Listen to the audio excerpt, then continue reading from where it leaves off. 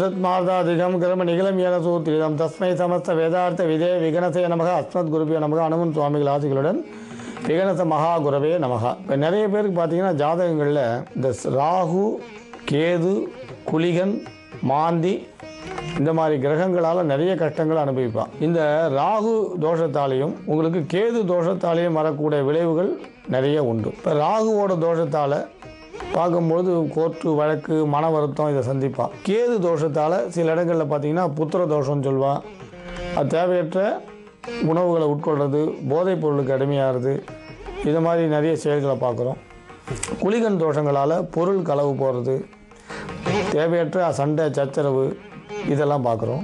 மாந்தியால் ஏற்படக்கூடிய தொல்லைன்னு சொல்லி நிறைய இடங்களில் பார்க்குறோம். ஆனால் பொதுவாக நம்ம பக்கங்களில் ஜாதகங்களில் குளிகனியும் மாந்தையும் பிரதானமாக எடுத்துக்கிற வழக்கம் கிடையாது. இப்போ இந்த ராகு கேது இந்த மாதிரி தோஷங்களால் பாதிக்கப்பட்டவர்களுக்கு இந்த ராகு கேது தோஷம் நீங்க எளிய ஒரு மந்திரம் உண்டு.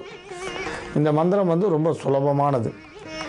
வெள்ளியில் அல்லது பித்தளையில் செப்பில் ஒரு சின்ன பாம்பு மாதிரி பண்ணி பூஜையில் வச்சு 90 நாட்கள் ஜபிக்கலாம். அதுக்கப்புறம் இதை தானமாக கொடுக்கலாம். இந்த ஜபத்தை பண்ணிட்டோம், அதுக்கப்புறம் இதை தானமாக கொடுக்கலாம். அந்த மாதிரி செய்தால் ராகு கேதுவால் வரக்கூடிய தோஷங்கள், சர்ப தோஷங்கள் கட்டாயம் விலகும். அதை ராகு கேது தோஷத்தால் என்னென்ன பிரச்சனை வருது? புத்திரன் இல்லாமல் இருக்கிறது, புத்திரி ஆண் குழந்தை பிறக்காமல் இருக்கிறது, பெண் குழந்தை பிறக்காமல் இருக்கிறது, இல்லை குழந்தையே பிறக்காமல் இருக்கிறது, தேவையற்ற கோர்ட்டு வழக்கு வருது, பொருள் களவு போகிறது, சிறு சிறு விபத்து, அது நெருங்கிய சொந்தங்களிடையே பகை வருது, ரத்தம் சார்ந்த வியாதி, அதே மாதிரி விஷ சம்பந்தப்பட்ட தொல்லைகள் உடம்பில் ஏற்படுறது, விஷ ஜந்துக்களால் தொல்லை ஏற்படுறது, பொருள் களவு போகிறது, இந்த மாதிரி பலதரப்பட்ட பிரச்சனைகள் தீர்வதற்கு இந்த அருமையான மந்திரம் பலன் தரும். ரொம்ப எளிமையான வழி. 16 முறை ஜபிக்கலாம்.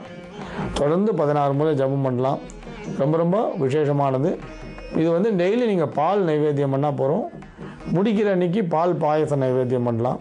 முடிக்கிற அன்றைக்கி பால் பாயசம், மற்றபடி ஜபிக்கிற அன்றைக்கி தொடர்ந்து நீங்கள் பால் நைவேத்தியம் பண்ணால் போகிறோம்.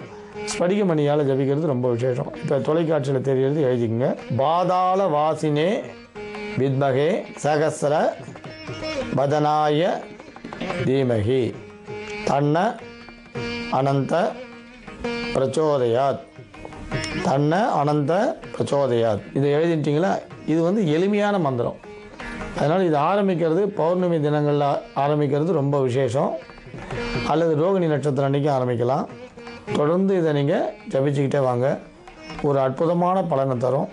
இஷ்ட சித்தியை உண்டு செய்யும், மன வருத்தத்தை போக்கும், புத்திர சந்தானங்கள் உண்டாகிறதுக்கு வழி கிடைக்கும், சர்ப்பதோஷங்கள் நல்ல முறையில் விலகும். இதை ஜபிச்சுட்டோம். இது அரச மரத்தை நடுறது ரொம்ப விசேஷம். ஏதாவது ஆலயங்களில் பொது இடங்களில் அரச மரத்தையும் நடலாம், விசேஷம்.